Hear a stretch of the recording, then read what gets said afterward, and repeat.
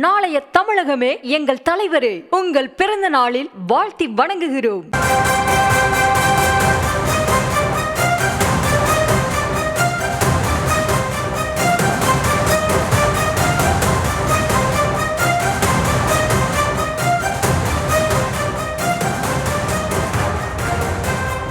தற்போதைய அண்மை செய்தி. ஈரான் வெளியுறவுத்துறை அமைச்சர் ரஷ்யா செல்ல இருப்பதாக தகவல் கிடைக்கப்பட்டிருக்கிறது. ரஷ்ய அதிபர் விளாடிமிர் புட்டினை சந்திப்பதற்காக ஈரான் வெளியுறவுத்துறை அமைச்சர் அவசர பயணம் மேற்கொண்டிருக்கக்கூடிய அண்மை தகவல் வெளியாகியிருக்கிறது. விவரங்களை முடிய செய்தியாளர் ராஜேஷ் வழங்க நாம் கேட்கலாம். ராஜேஷ், ஈரான் இஸ்ரேல் இடையான போர் அடுத்தடுத்த கட்டத்தை நோக்கி நகரக்கூடிய நிலையில் ஈரான் வெளியுறவுத்துறை அமைச்சர் தற்போது ரஷ்யா செல்ல இருப்பதாக தகவல் வெளியாகியிருக்கு. இது பற்றிய மேலும் விவரம்.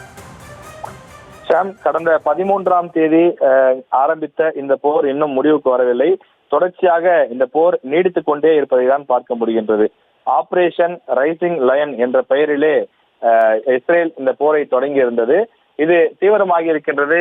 குறிப்பாக அமெரிக்கா இஸ்ரேலுடன் கைகோர்த்திருக்கக்கூடிய நிலையில் ஈரானுடன் நட்பு நாடாக இருக்கக்கூடிய பல நாடுகளும் கைகோர்க்க தொடங்கி இருக்கின்றார்கள். குறிப்பாக ரஷ்யா, சீனா போன்ற நாடுகள் ஈரானுக்கு தற்போது நட்பு பாராட்டி வருகின்றன. அவர்கள் இடையே வர்த்தக ரீதியான உறவு இருக்கக்கூடிய நிலையிலே அவர்கள் இதனை இன்னும் வலிமைப்படுத்த தங்களுடைய நட்பு நாடான ஈரானுக்கு அவர்கள் வலிமை சேர்க்க நினைக்கின்றார்கள். இந்த நிலையில்தான் ரஷ்யா செல்கிறார் ஈரான் வெளியுறவுத்துறை அமைச்சர் என்ற அந்த முக்கிய தகவலை நாம் பார்த்துக் கொண்டிருக்கிறோம்.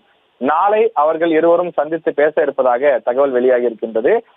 ரஷ்ய கட்டிட அந்த அணுசக்தி தளத்தின் மீது செயல்பட்டு வரக்கூடிய நிலையிலே ரஷ்யாவுடன் இணைந்து செயல்படுவோம் என ஏற்கனவே ஈரான் வெளியுறவுத்துறை அமைச்சரும் தெரிவித்திருந்தார். ஈரானில் அணுசக்தி தளங்களை குறிவைத்து அமெரிக்கா நடத்தியிருக்கக்கூடிய இந்த தாக்குதலுக்கு பதிலடி தாக்குதலை ஏற்கனவே ஈரான் தொடங்கிவிட்ட நிலையில் அது இன்னும் தீவிரமாகும் பட்சத்திலே அதனை எப்படி கொண்டு செல்வது, மேற்கொண்டு ரஷ்யாவினுடைய உதவி என்ன மாதிரியான உதவிகள் கிடைக்கும் என்பதை எல்லாம் பார்க்க வேண்டிய தேவை இருக்கின்றது. எனவே அது தொடர்பான அந்த பேச்சுவார்த்தை நடத்துவதற்காகத்தான் தற்போது அவர் அங்கு ரஷ்யா செல்வதாக சொல்லப்படுகின்றது.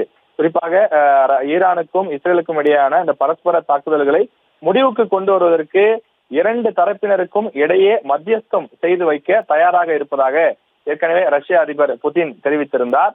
மேலும் இது தொடர்பாக பல வெளிநாட்டு தலைவர்களுடன் பேசி வருவதாகவும் புதின் தெரிவித்திருந்தார். ஆனால் அதில் எந்த விதமான உடன்பாடும் எட்டப்படாத நிலையில்தான் இந்த போர் அடுத்த கட்டத்தை நோக்கி இன்னும் சென்று கொண்டிருக்கிறது.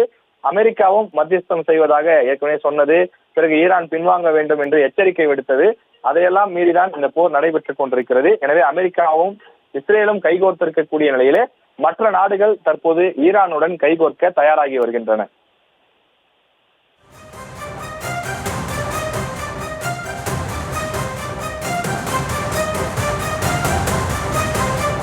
விரிவான விவரங்களுக்கு நன்றி ராஜேஷ்.